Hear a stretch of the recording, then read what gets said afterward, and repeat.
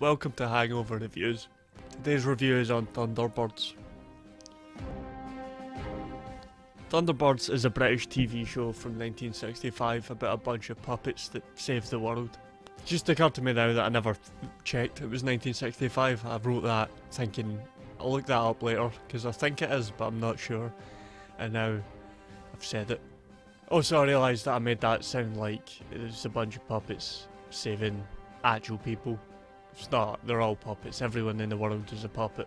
They're brothers and they have spaceships. Fucking no.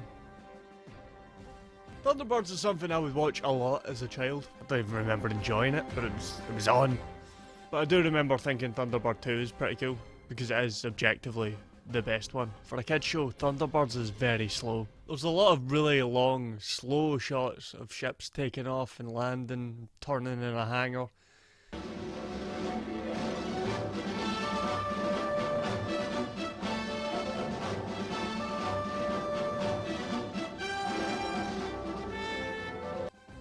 Even the action scenes are directed like those old, tense airplane disaster movies, which is actually really good, but it's not very engaging for kids. Another thing that isn't very engaging is the cold, lifeless faces of the puppets. It's hard to empathise with a character with solid plastic eyes. Also doesn't help that they all kind of look and sound the same. Okay, Virgil, we're gonna have to work fast. These doors are jammed tight. Any chance of blasting our way in? I can't risk it.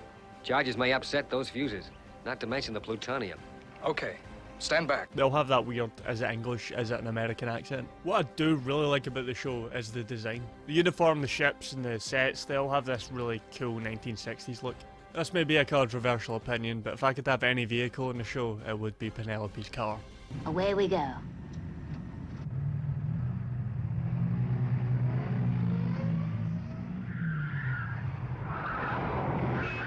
Overall, unless you have a lot of nostalgia for this, I really wouldn't bother with it. It's fun to look back on, but it's definitely not good.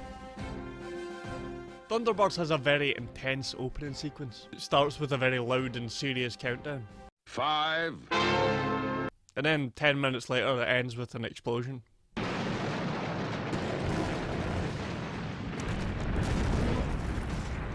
If you can get past that, there's probably going to be another couple explosions on the way.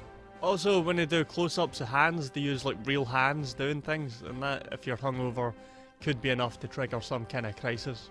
But it's mostly pretty slow, and if you're in the mood for a colourful puppet show, and you don't care what's happening in the plot, probably have a pretty good time with this. That's the review for this week. If you like to subscribe for a new one every other Sunday. And if you have a suggestion for a review, leave it in the comments, tweet me at Hangover Reviews, post it on the Hangover Reviews Facebook page, or email me at hangoverreviews@gmail.com. I haven't done one of them in ages. I'm going to do a lot of them at some point soon. This is part of the Dog Hair Network, and if you want more from the Dog Hair Network, you can support us by subscribing on Patreon. The link will be in the description. And there's merch on TeePublic if you want, like, one of these. Have an FAB hangover.